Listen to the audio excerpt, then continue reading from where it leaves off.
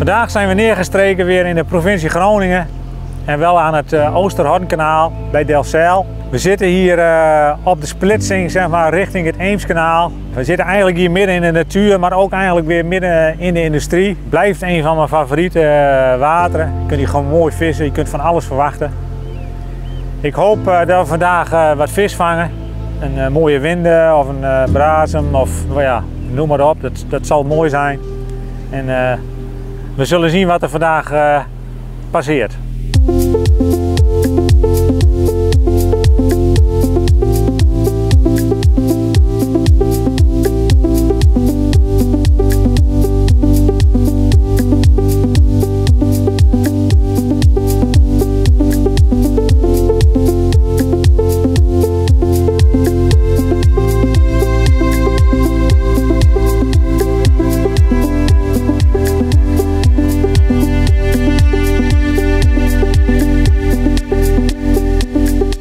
Zoals ik net al zei, dit blijft een van mijn favoriete wateren hier in Noord-Nederland. Waarom? Het is altijd anders. Je kunt hier soms vissen, dan krijg je gewoon uren geen beet en zo in één keer uit het niets. Dan komen ze erop en dan kun je nog 10, 12, 15 kilo vangen. Zoals vandaag is het direct vanaf het begin is het raak, allemaal kleine vis. Maar ja, voor hetzelfde geld loopt er ook zo in één keer een grote brazem of een winde of zelfs een platvis tussendoor. Dus wat dat betreft, ja, dit water heeft gewoon unieke eigenschappen en het blijft altijd mooi om hier te zijn.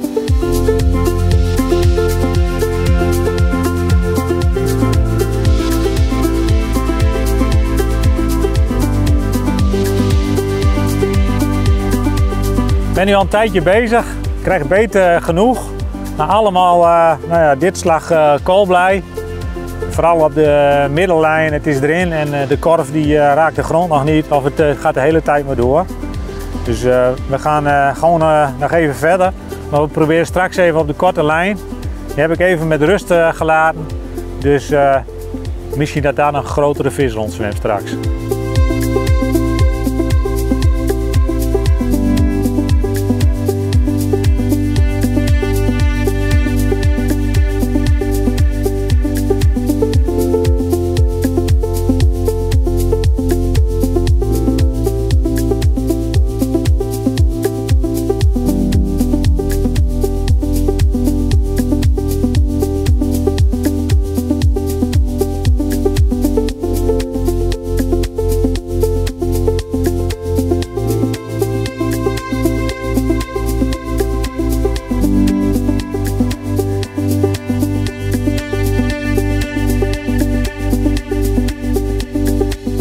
We krijgen heel vaak de vraag van wat voor lengte hengel gebruik je op welke lengte dat je vist.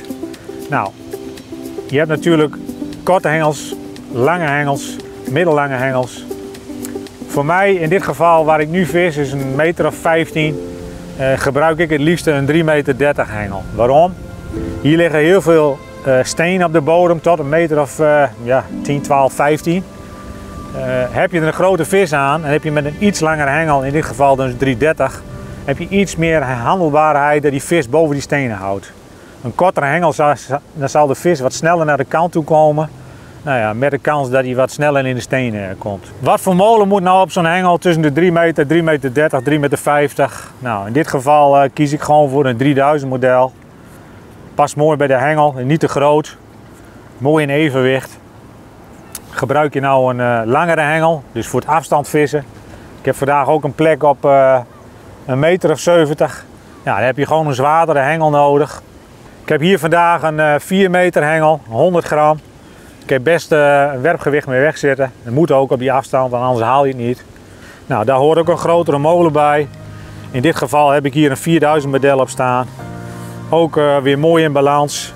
Er is ook nog een grotere versie van de 5000. Maar vind ik zelf iets te zwaar. Ik vind deze combinatie voor mij wat prettiger in de hand liggen.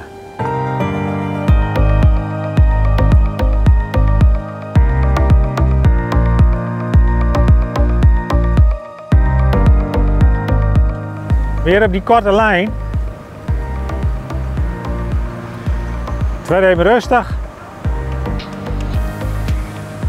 En zo in één keer boem, zei hij.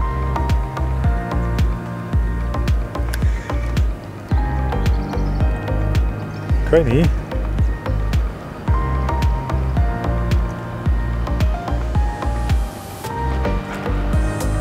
Brazen.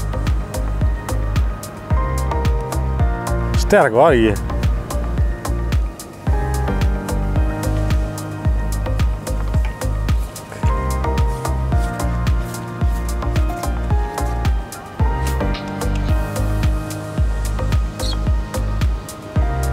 Komt ie hoor.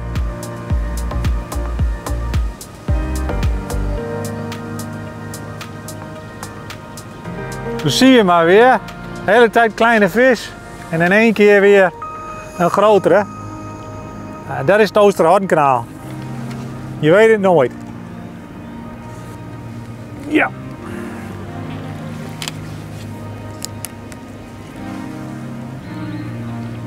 Helemaal gaaf. Geen plekje eraan. Ja, dat komt misschien ook wel een beetje door het zoutige water hier, dat het sneller geneest van plekjes.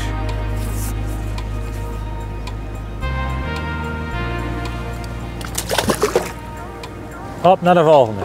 Nou, wat voor systeem moet je nou op die feederhengel monteren? Je hebt natuurlijk verschillende feedersystemen. Je hebt zelfhaaksystemen, je hebt rechtstreeks op de lijn systemen. Maar in mijn geval voor water waar het niet of nauwelijks stroomt en eigenlijk in 9 van de 10 keer wat ik gebruik is gewoon een simpele paternoster systeem. Dus gewoon een kort lijntje waar de wattel aan hangt, centimeter of 10, met een zijlijntje met een tonwatteltje waar de onderlijn aan bevestigd wordt. De vis die trekt aan je lijn, je hebt geen weerstand van die korf, dus je hebt eigenlijk een rechtstreekse indicatie op jouw feedertip.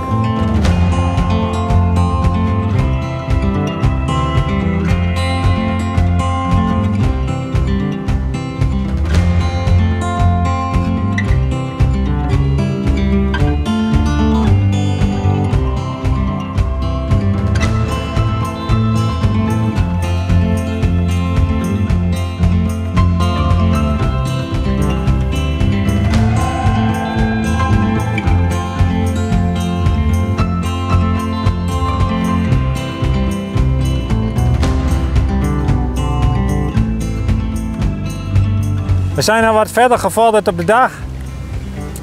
Lange lijn, dus rond op die 70 meter, kleine vis, allemaal kleine vis. Heel veel koolblij. Midden van het kanaal, hetzelfde verhaal. Er ligt echt gewoon een laag van die koolblijtjes en blieken. Ja, je gooit hem erin en die korf die ligt nog niet. Voordat hij bij de grond gaat, dan gaat die top al heen en weer. Nou, ik heb van alles geprobeerd. Voer stijver aan te drukken, enzovoort, enzovoort. Geen voer brengen, maar komt er gewoon niet door. Kort heb ik af en toe een paar mooie vissen gevangen, dus ik heb besloten om de dag gewoon kort uit te vissen. Dat doe ik gewoon met een plastic korf, dat ik zo weinig mogelijk voer verlies onderweg. En dan hoop ik dat er op de bodem een beetje rust is en dat ik nog een mooie vis kan vangen. Ja, dikkere vis.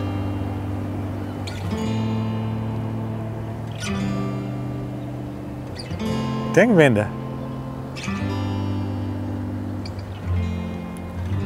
Kijk joh, waar die al zit. Dit is wat hoor. Dit is echt een dikke. Oh, ik weet niet wat dat is.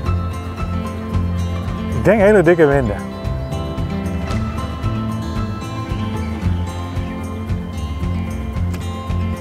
Jeetje mina.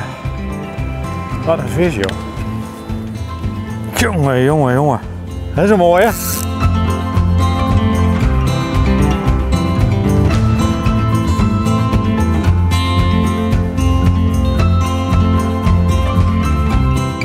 De vissessie zit er weer op voor vandaag. We hebben een prachtige dag gehad. Mooi weer, lekker zeewindje, lekker briesje hier zo. Prima vertoeven. Veel beet gehad van allerlei vissen. Je ziet maar weer zoals vandaag ook. Kleine vis, grote vis. We hebben koolblijen gevangen, we hebben zwartbekgrons gevangen, mooie bazen, een paar mooie brazems. En natuurlijk als afsluiter die prachtige winden. kort achter de stenen, ook waar ik hem verwacht had.